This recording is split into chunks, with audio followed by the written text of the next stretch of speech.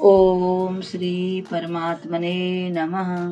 आदरणीय भक्तजनों, सादर प्रणाम। हम आज आपको श्री भक्तमाल में से श्री रायमल जी की कथा सुनाएंगे। ये भगवान के ऐसे भक्त हुए कि एक बार होली का त्योहार था। कुछ लोग इन पर धूल मिट्टी डालने लगे। इन्होंने बहुत मना किया। जब वे नहीं माने तो उन लोगों के ऊपर ही आसमान से धूल मिट्टी की बारिश होने लगी। ऐसे ये संत थे। ओम श्री गणेशाय नमः, श्री सद्गुरुदेवाय नमः, श्री सरस्वत्यै नमः। भक्तजनों, श्री नाभाजी महाराज वर्णन करते हैं कि श्री रायमल जी नाम के एक भगवान के परम भक्त हुए हैं। इनका तेज प्रताप और अद्भुत था। ये भगवान के परम भक्त थे। इनके द्वारा अनेक चमत्कार हुए जिनका साधु जन वर्णन करते हैं।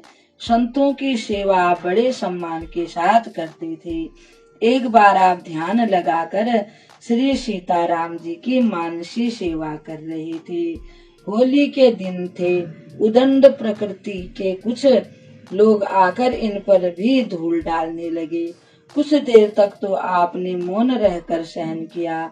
पश्चात इन्होंने मना किया कि बस अब हो गया, मेरे भजन में विघ्न न करो। इतने पर भी जब वो लोग नहीं माने, तब आपने उन्हें शिक्षा देने के लिए किंचित क्रोध किया और कहा कि किसी संत पर धूल बरसाओगे तो तुम्हारे ऊपर भी धूल ही बरसेगी। अगर किसी पर फूल बरसाओगे तो तुम्हारे ऊपर भी फूल ही बरसेंगे। इतना कहते ही उन लोगों पर आकाश से कंकड़ और धूल बरसने लगे।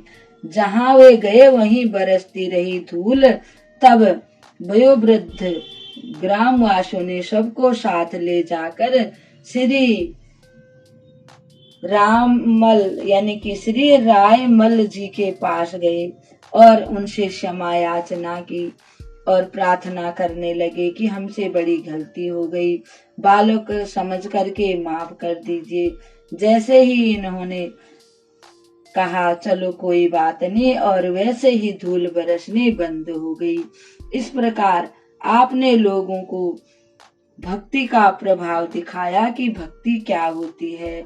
और भक्तों को अगर कोई कष्ट पहुंचाता है तो भगवान का प्रण है कि चाहे मुझे कोई कष्ट पहुंचाए, मेरे को दुख दे, मुझे कोई कष्ट नहीं होता, परंतु भक्तों का दुख, भक्तों को कोई कष्ट दे, वो मुझे सहन नहीं होता।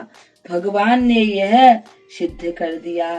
भक्तजनों, अब इस कथा को हम यहीं विराम देते हैं।